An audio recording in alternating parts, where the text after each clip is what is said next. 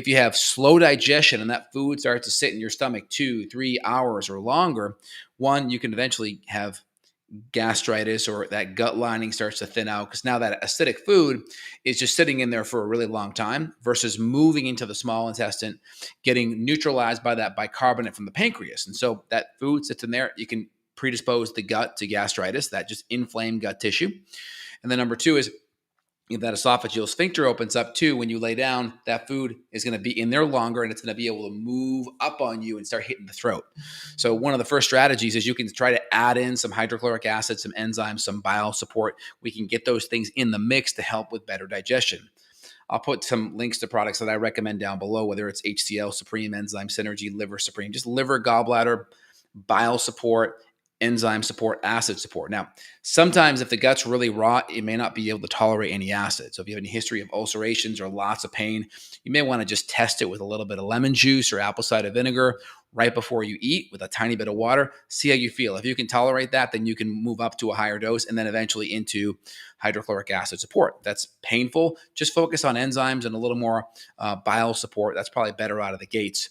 And then you can do natural prokinetics that help move that food from the stomach to the small intestine. So ginger, gentian, chamomile, these are all good natural prokinetics. Different bitters can be very helpful at moving that food from the stomach to the small intestine.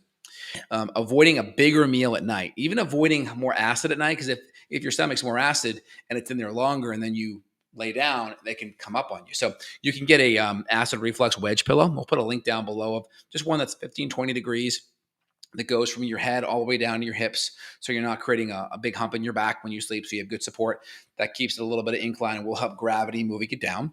You can time up, make sure you're not eating a big meal within 3 hours before bed. Make it more soup, stew, liquid, smoothie. Make it really easier to digest, not a super rich, big meal before bed. Get the enzymes in there. Get the enzyme synergy. Get the hydrochloric acid. Get some bile support in there. Make the meal maybe even a little bit smaller. Eat bigger before leading up to that meal, so you've already have had enough calories and nutrients throughout the day. That can be helpful. You can also put the back two legs of your bed on risers. That way your bed's just, instead of being flat, it's maybe a slight bit down. So you have the risers on the back part of the bed and then the front part normal. That can be a good option just to give you a little bit of gravity tilt. And again, those strategies, they're not really fixing the root cause, but they're palliative, and that can be very helpful in the short run while you're fixing the underlying physiology. So what's the root cause again? Root cause is going to be inadequate stomach acid or enzymes. It can also be some microbial imbalances in the stomach, SIBO, maybe some H. pylori.